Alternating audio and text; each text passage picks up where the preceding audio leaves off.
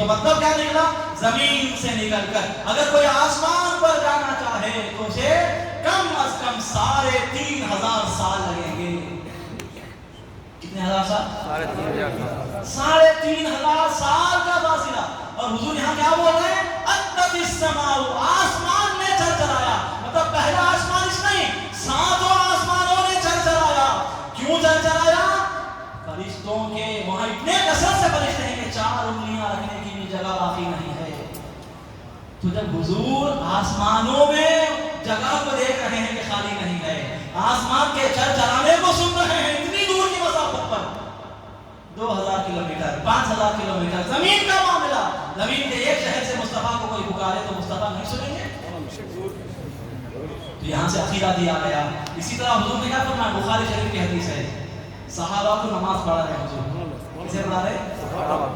صحابہ کو نماز پڑھا رہے. نماز ہو گئی.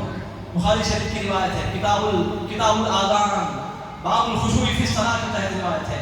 حضرت ابو ہریرہ رضی اللہ عنہ راوی ہیں، فرماتے ہیں کہ پیارے آقا علیہ السلام نے فرمایا اترون قبلتی ہاہنا.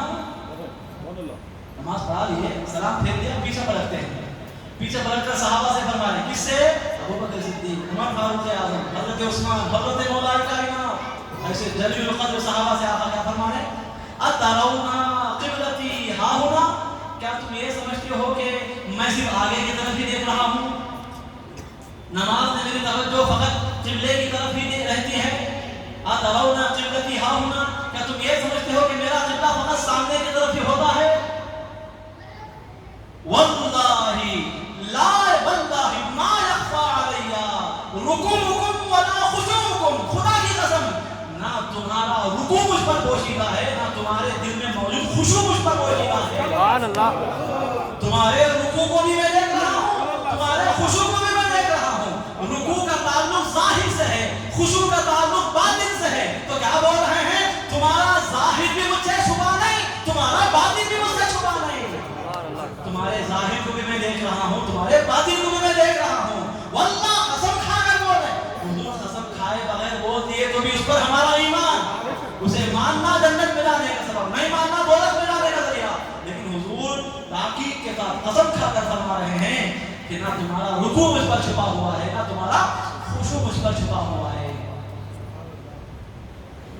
لا ما يخفى علي خشوع ركوعكم ولا خشوعكم وإني لأراكم وراء ظهري، اور میں تمہیں اپنی پیٹھ کی طرف سے بھی دیکھتا ہوں.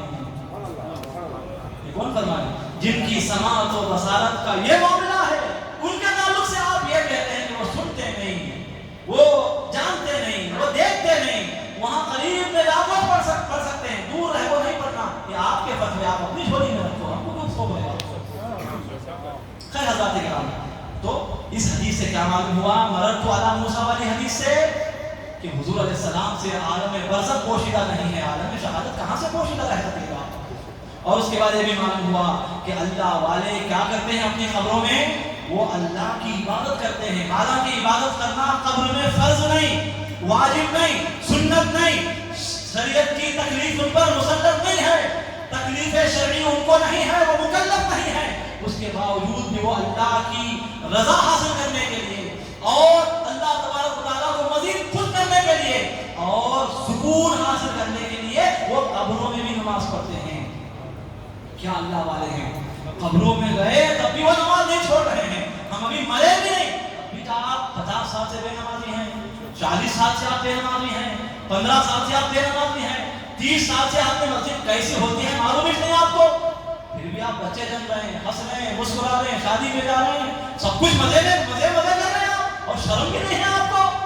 یہ آپ کو سے مراد آپ نے جو اس حالت کا ہے وہ سمجھ لیں. اللہ والوں کو دیکھیے گا، بچا لیں گے ضرور بچائیں گے. بچانے والوں کے حال کو تو اپنانا چاہیے. ان کا حال تو یہ ہے کہ قبر میں جانے کے بعد بھی وہ نماز پڑھ رہے ہیں، حالانکہ فرض نہیں ہے. یہاں تو آپ پر فرض ہے پھر بھی آپ نماز چھوڑ رہے ہیں. افسوس کی بات ہے، نہیں ایسا حال نہیں ہونا چاہیے. خیر حضرات گرامی، اب یہ حضور نے دوران معراج، سفر معراج، یہ واقعہ جو ہوا حضرت موسیٰ علیہ السلام کو وہ بیان کیا. اب بیت المقدس پہنچ گئے. اب آئیے وہی حدیث نسائی شریف کی.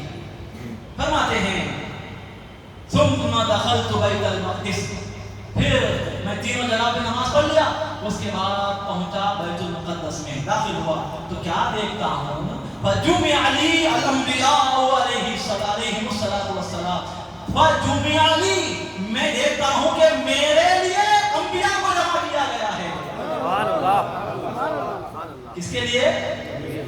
اللہ نے اپنے لیے انبیاء کو وہاں جمع کیا ہے نہیں، اللہ نے کیا کہا، وَرَفَعْنَا لَكَ ذِكْرَكَ، مصطفیٰ آپ کو خوش کرنے کے لیے ہم نے آپ کا ذکر کو بلند کیا۔